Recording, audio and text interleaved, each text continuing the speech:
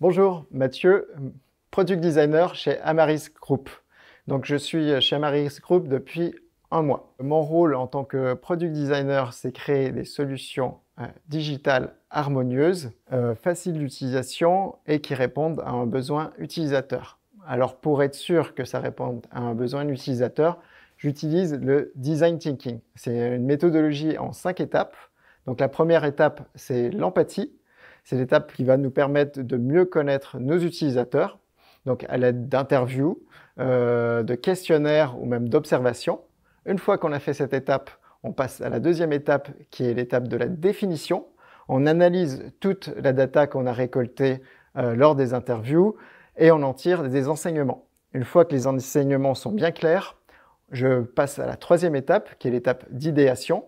C'est l'étape qui permet de co-construire une idée. J'organise un atelier avec différentes personnes du groupe, qui viennent du marketing, qui viennent du support, qui soient chefs de projet ou développeurs, et on imagine une solution. Une fois que cette solution est claire, je passe à la quatrième étape, qui est l'étape de prototypage. Donc là, je rends notre idée tangible via un prototype basse définition, qui est fait sur Figma et qui est cliquable, ce qui me permet d'aller à la cinquième et dernière étape qui sont les tests utilisateurs. Donc là, je vais à la rencontre de mes utilisateurs et je leur fais tester ce prototype. Je prends leur retour dessus, je vois si le prototype est facile d'utilisation et au besoin, j'itère ce prototype jusqu'à temps qu'il n'y ait plus aucun retour.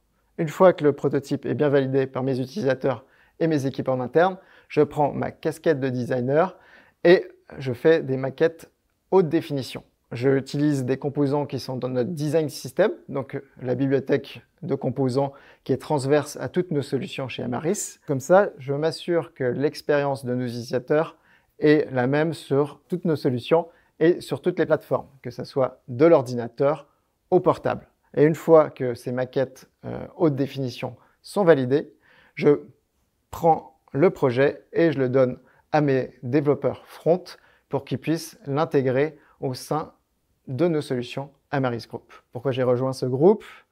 Alors, premièrement, parce que c'est une création de poste, ce qui me laisse une certaine liberté pour mettre en place des méthodologies orientées utilisateur et aussi mettre ma patte de designer dans les solutions de chez Amaris. Deuxièmement, parce que c'est un groupe qui prône l'équilibre vie pro, vie perso. Étant père de famille, je peux organiser mes journées selon mes impératifs. Troisième point, c'est un groupe qui prône aussi le management horizontal. Ça s'est vu lors des process de recrutement, c'est un recrutement que j'ai fait en seulement 2 étapes. Ce qui favorise aussi la prise d'initiative. Et quatrième point, c'est une entreprise qui a l'inclusion dans son ADN. Il y a des divers ateliers qui sont mis en place sur le temps du midi pour nous sensibiliser à toutes les formes d'inclusion. Et moi, celle qui me touche particulièrement à cœur, c'est le handicap.